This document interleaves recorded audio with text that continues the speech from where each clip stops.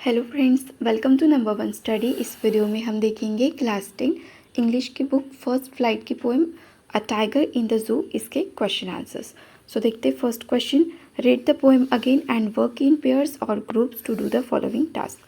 Poem को फिर से रीड करना है, इसका एक्सप्लेनेशन हमने ऑलरेडी देख रखा है और पेयर ग्रुप्स में आपको वर्क करना है। ठीक है, फाइंड द वर्ड्स, फर्स्ट यहाँ पे बोला है find the words that describe the movements and action of the tiger in the cage and in the wild.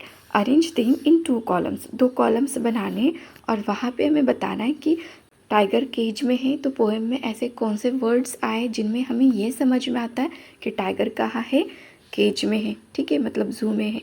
और अगर ऐसे वर्ड्स हमें दिखते पोएम में जिनसे ये समझ में आता है कि टाइगर कहाँ है, जंगल में है, तो दोनों को अलग अलग कॉलम में हमें लिखना है। सो फर्स्ट का आंसर देखते हैं पहले। अब पोएम में जो वर्ड्स आए थे जैसे कि स्टॉक्स करना मतलब नापना।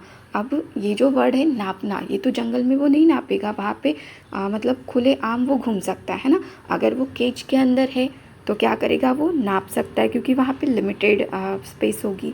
दूसरा है few steps of his cage. Few steps अगर हम इतना भी लिखते तो हो जाता है।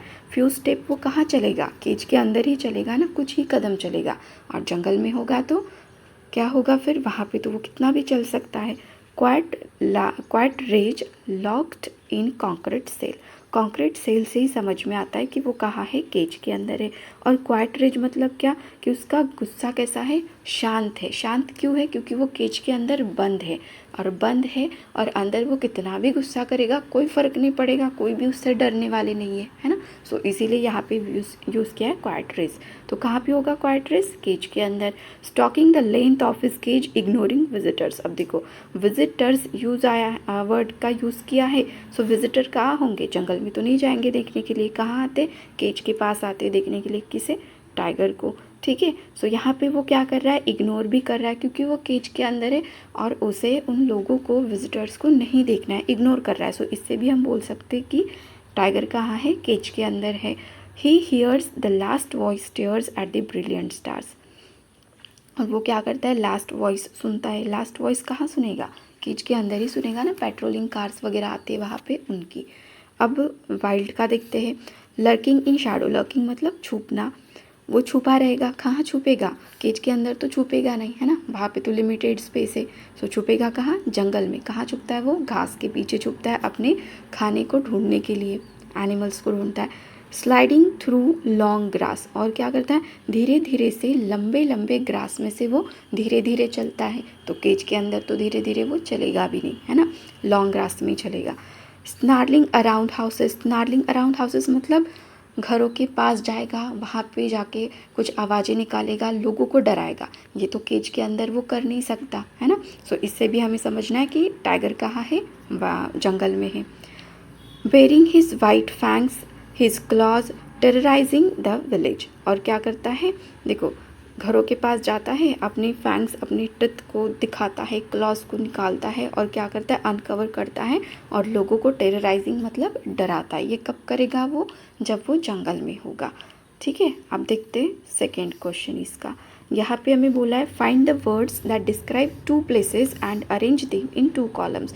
अब हमें सेम है बट यहाँ पे हमें बताना था फर्स्ट में कि टाइगर कहाँ है, केज में है या वाइल्ड में है। बट यहाँ पे हमें बताना है कि ऐसे वो वर्ड्स जो बताते हैं केज के बारे में और जंगल के बारे में।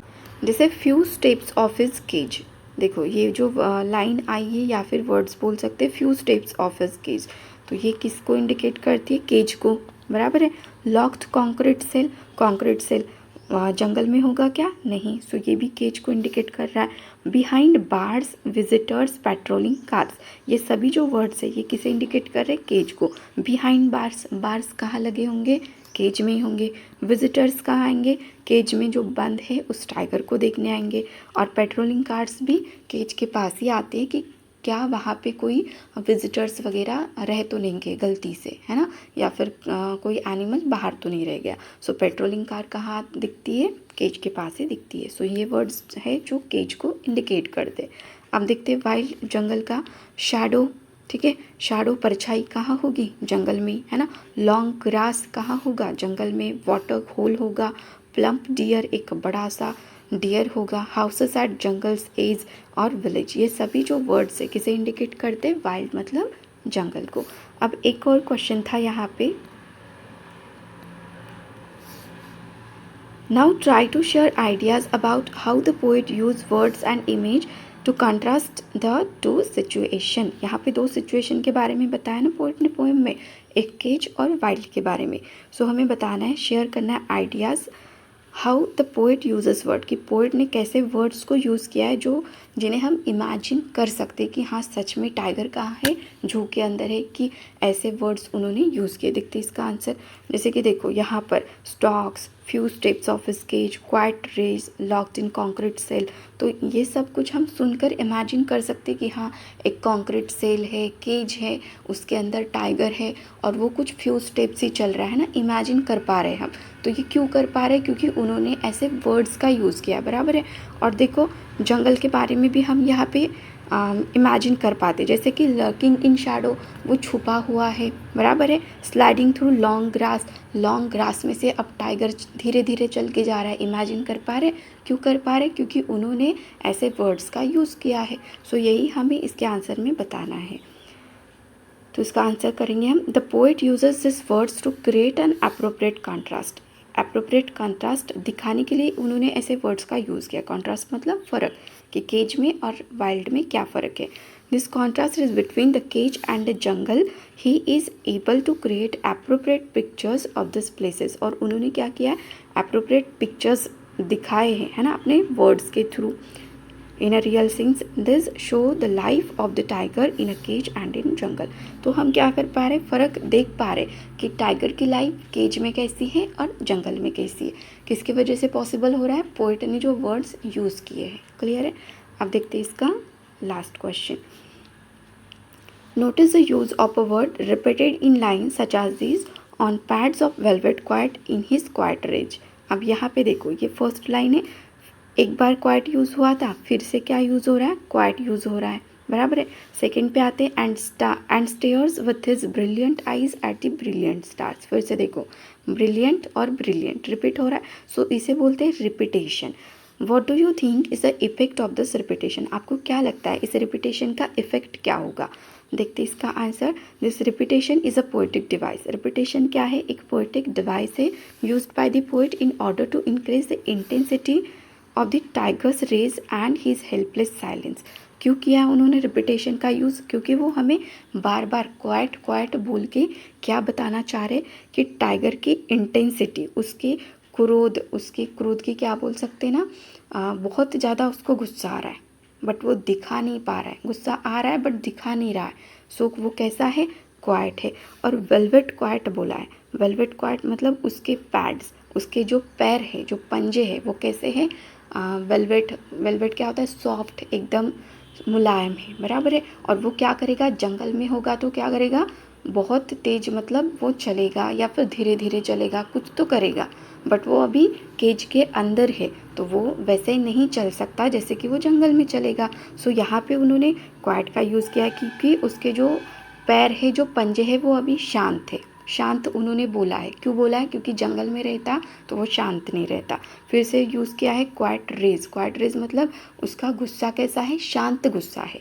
शांत क्यों है, क्योंकि वो केज के अंदर है ना, सो इसीलिए वो शांत है। मतलब गुस्सा बहुत है बट उसे अभी शांत रहना पड़ रहा है। कितना भी गुस्सा दिखाएगा कोई इफ़ेक्ट होगा क्या, नहीं होगा। सो इसीलिए पोएट ने रिपीट किया है क्वाइट क्वाइट वर्ड को।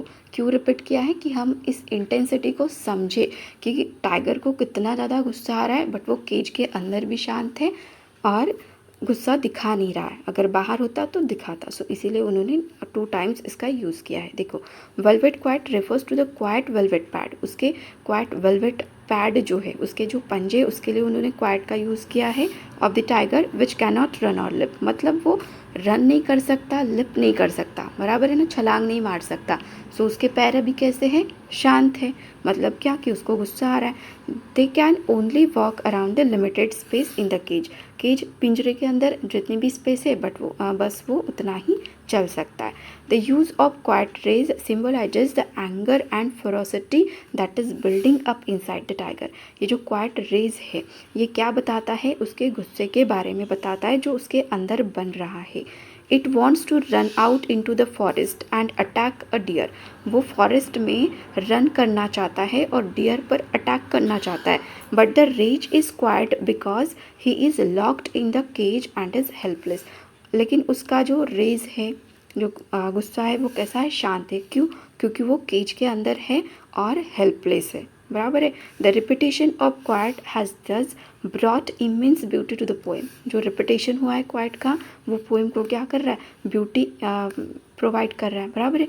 Similarly the use of brilliant for tiger's eyes as well as the stars also bring out the magnificence of these lines.